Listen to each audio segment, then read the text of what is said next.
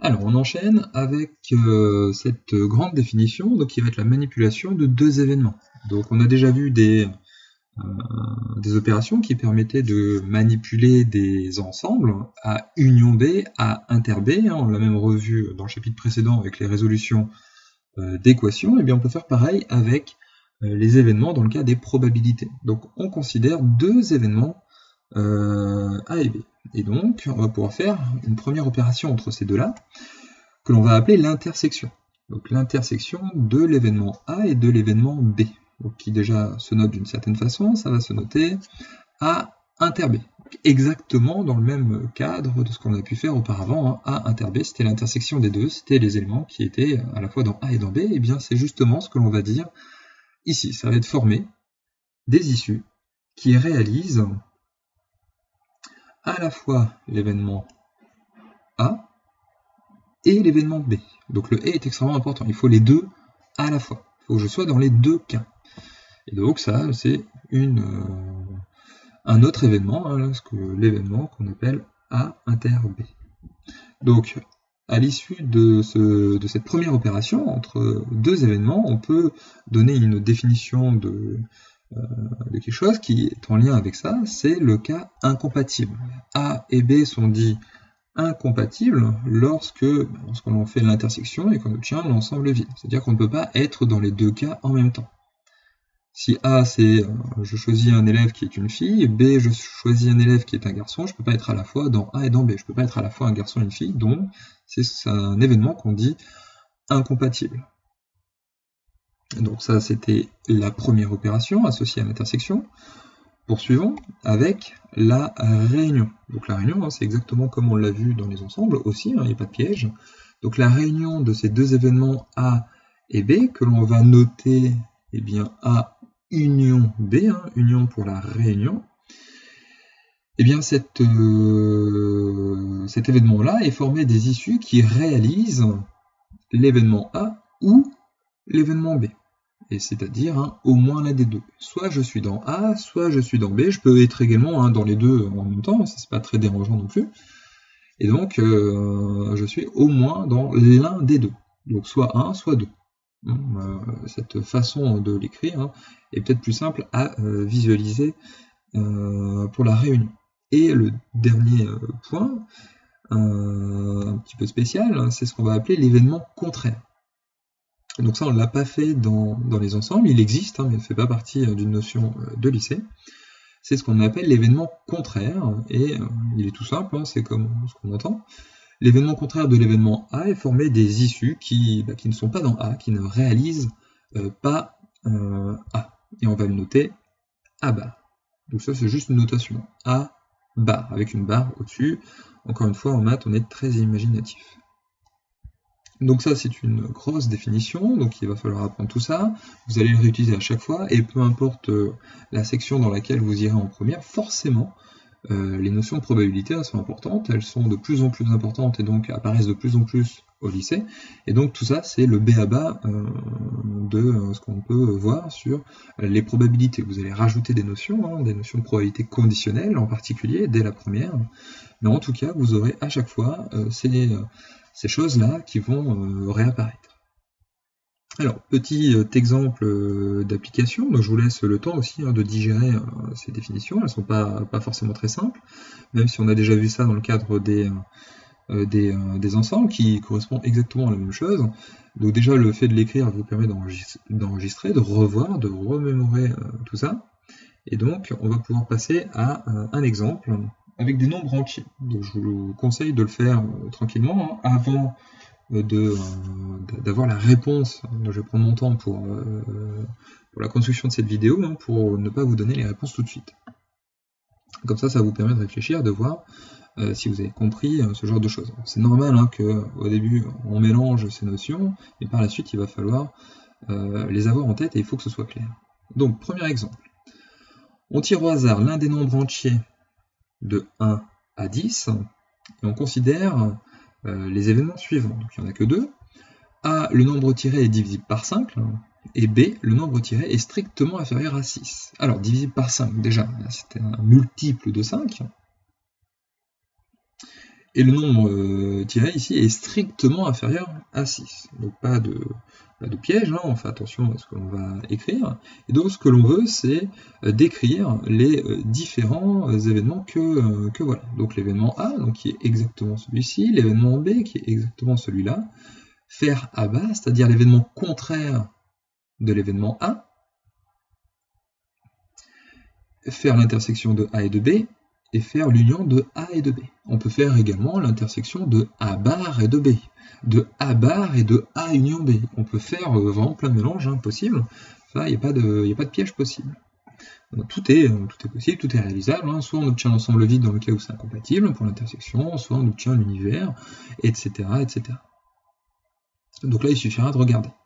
Alors déjà, les deux premiers ensembles, il n'y a pas de problème non plus, c'est directement de l'énoncé. Donc le nombre tiré est divisible par 5, c'est-à-dire que parmi les nombres de 1 à 10, il me faut un multiple de 5. Et donc j'en ai deux, c'est 5 et 10. Donc pour B non plus, pas de piège, je vous laisserai plus de temps pour les trois derniers. Un nombre strictement inférieur à 6, et bien là je vais faire une petite faute. 1, 2, 3, 4, 5, 6. Donc évidemment vous barrez le 6. Donc ce 6 là n'existe pas. Donc, ce que j'aurais fait évidemment au tableau, mais là je ne peux pas. Alors j'espère que par la suite ça ne va pas trop poser de problème. Hormis pour 1. Donc du coup, je vous laisse déterminer les éléments qui sont dans A bar. Sachant que A possède 5 disques, A bar c'est le contraire, c'est en fait tout le reste, toutes les autres issues qui ne sont pas dans A. Sachant qu'on est dans un 10.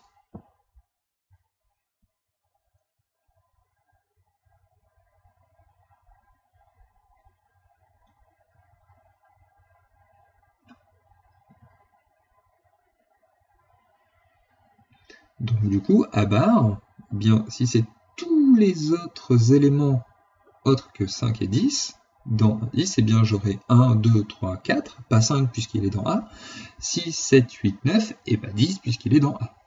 Donc pour A bar, on a 1, 2, 3, 4, on oublie le 5, 6, 7, 8, 9, et on oublie le 10. Alors je vous laisse faire A inter B, encore une fois, sachant que B ne possède pas le 6. Donc lui, il faut le barrer. Enfin, en tout cas, ne pas l'écrire. Et donc pour A inter B, c'est encore au-dessus, c'est l'ensemble des issues qui réalisent à la fois l'événement A et B. Il faut être à la fois dans A et à la fois dans B. Donc tous les éléments qui sont à la fois dans A et dans B, tous les éléments qui sont communs. Donc là ça va vite, il suffit de regarder. Il n'y a pas beaucoup de place. Et on constate que 5 est dans A et dans B. Par contre 10 n'est que dans A mais n'est pas dans B. Alors évidemment, les autres ne peuvent pas être dans A, puisque A ne possède que 5 et 10, et on vient déjà d'énumérer tout ça. Donc, A inter B, l'intersection de A et de B, l'ensemble des issues qui sont à la fois dans A et dans B, eh bien, il n'y en a qu'un, c'est 5. Donc on met entre accolades, évidemment, puisque c'est un événement. Et puis, pour A union B, que reste-t-il ? Pour A union B, bien cette fois-ci, on réunit. C'est-à-dire, moi j'aime bien donner ça sous cette forme. Je prends un sac et je vide A dedans, je vide B dedans, puis je regarde toutes les issues en les comptabilisant qu'une seule fois. Donc si je réunis tout, si je prends tout, soit dans A, soit dans B, donc je prends tout.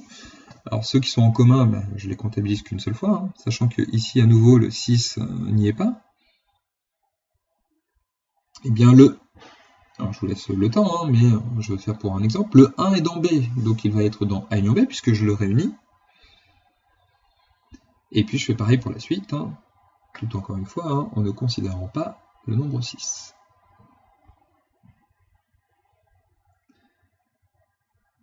Et donc, une fois que vous avez tout écrit, on va pouvoir passer à la réponse. Et donc, A union B, c'est l'événement qui contient... Eh bien, 1, 2, 3, 4, 5. Après, j'ai fini pour l'événement B. Puis je rajoute ce que je n'ai pas comptabilisé de l'événement 5. 5, j'ai déjà pris. Il était dedans.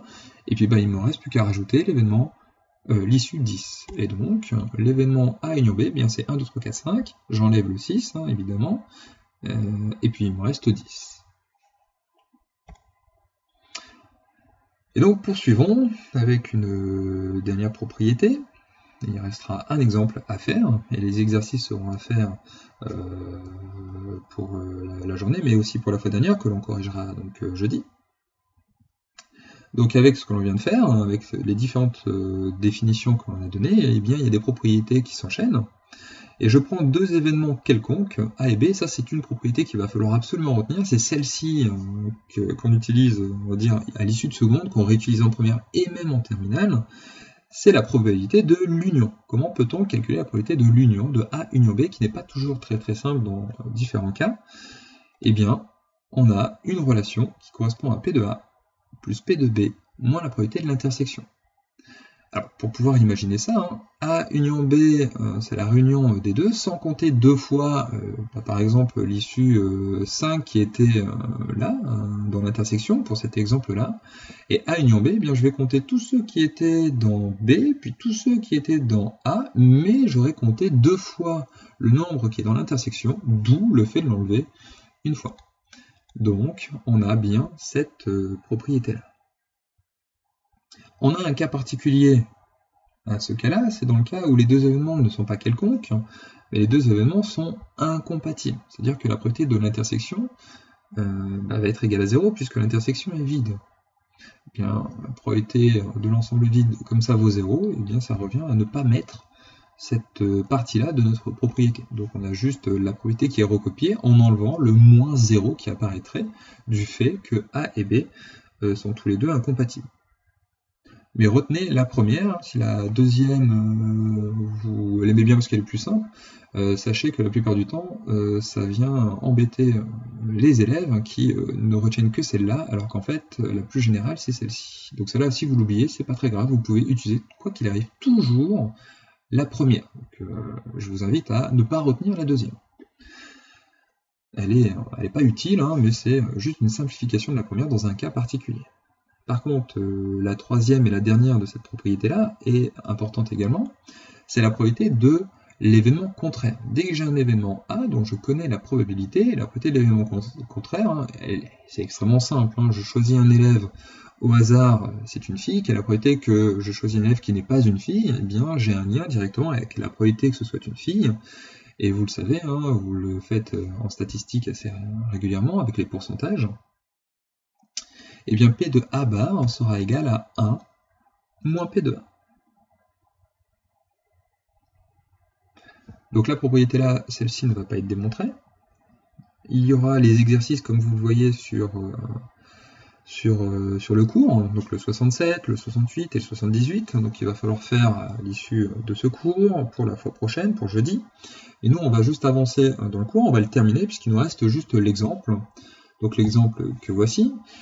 Et on va, c'est sur la fin de la feuille, vous avez de l'espace pour pouvoir compléter ça. Donc là ici on va lancer 3 fois de suite une pièce qui est bien équilibrée, donc soit j'épile, soit j'efface. Les lancers sont indépendants, ce qui signifie, donc ça c'est plus pour préparer en fait l'année prochaine, puisque vous risquez d'en avoir, ce genre de choses, donc c'est pour modéliser ça.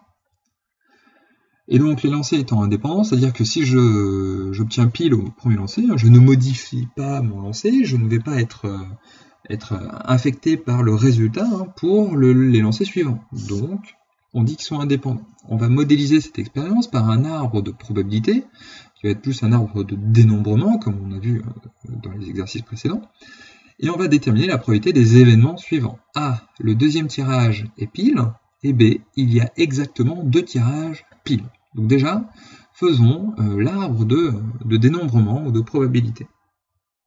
Donc je vous laisse le temps de bien relire cet énoncé pour savoir exactement ce qu'il en est. On a déjà fait ça pour un lancer de 3 fois de suite d'une pièce bien équilibrée, et donc on va compléter. Donc si on complète, on aura ceci. Hop. Donc avec le tirage numéro 1 de mon premier lancer de pièces, donc soit j'épile, soit j'efface. Le deuxième tirage, eh bien, peu importe ce que j'ai obtenu, soit j'épile, soit j'efface, soit j'épile, soit j'efface. Et de même, pour mon troisième tirage, qui est ici, eh bien, à nouveau, soit j'épile, soit j'efface. Étant donné que tout est indépendant, étant donné que la pièce est bien équilibrée, à chaque fois j'ai un demi. 1,5. Sur toutes les branches, j'aurai une probabilité égale à 1,5. Donc là, comme j'ai rien mis, c'est ce qu'on appelle un arbre de dénombrement. Ça permet de dénombrer les différentes issues possibles. Si maintenant je mets des valeurs sur les branches, des probabilités, eh bien ça devient un arbre de probabilité. Donc je le dis à l'oral, je ne vais pas l'écrire, mais voilà, on aura l'occasion de le faire par la suite. Et donc pour déterminer les deux probabilités, donc de A et de B, eh bien déjà il faut savoir quelle est la loi de probabilité de ceci. Donc notre expérience est lancée 3 fois de suite une pièce, voici une issue, pile, pile, pile. Et comme la pièce est bien équilibrée, comme les lancers sont indépendants, eh bien nous sommes dans une situation d'équiprobabilité. On peut comptabiliser qu'il y a de 4, 6 et 8 issues différentes. Donc nous sommes dans une situation d'équiprobabilité avec 8 issues. Chaque issue aura une probabilité égale à 1/8. Ça c'est une propriété qu'on a vue précédemment. Donc déterminons la probabilité de A. Donc, eh bien, comme on a un arbre, c'est parfait, il suffit de regarder exactement quelles sont les issues qui correspondent à A. Le deuxième tirage est pile, donc le deuxième ici il est dans la deuxième colonne, ici j'ai pile, donc ça fait partie de mon événement A, FF ça ne m'intéresse pas, pile pile ça m'intéresse, FF ça ne m'intéresse pas. J'ai donc sur les 8 issues, 4 qui correspondent exactement à ce qui est demandé. Le deuxième tirage est pile. Donc le premier et le troisième, je m'en fiche, je m'en occupe pas, c'est pas du tout la question, c'est juste le deuxième tirage. Donc pour décrire A, eh bien j'ai pile pile pile, pile pile face, face pile pile, face pile face. C'est exactement ce que l'on a énuméré en regardant les 8 tissus au total. J'en ai donc 4 sur un total de 8, et donc ça me fait 1/2. J'ai une chance sur 2 d'avoir un deuxième tirage qui est pile. Puis après l'événement B, donc là il y a exactement 2 tirages pile, ce qui revient au même que de dire il existe un tirage face. C'est une autre façon de le visionner, et donc vous pouvez même mettre un S à tirage, des petites erreurs. Et donc, bien, il suffit de regarder. Donc là, ici, j'en ai 3. Donc ça ne m'intéresse pas. Ici, j'en ai 2, puisque j'ai pile, pile, face. Donc hop, c'est mon premier cas. Pile, face, pile, mon deuxième cas. Pile, face, face, j'en ai 2. Face, pile, pile. Donc lui, il m'intéresse aussi. Et puis après, tout le reste, j'ai 2 faces ici, 2 et 3 faces. Donc là, ça ne m'intéresse pas. J'ai donc 3 issues qui m'intéressent sur un total de 8. Donc 3 huitièmes. Alors ça c'est juste pour introduire ce que vous allez faire l'année prochaine avec ce qu'on va appeler la loi binomiale, des lois très connues qui sont importantes, qui nous permettent de faire des calculs très rapides et en particulier de calculer les probabilités de gagner au loto, de gagner au tiercé, etc. qui demandent des calculs un peu compliqués, mais qui sont à l'issue de ce genre de calcul. Donc le cours s'arrête là, et puis on va passer à d'autres exercices.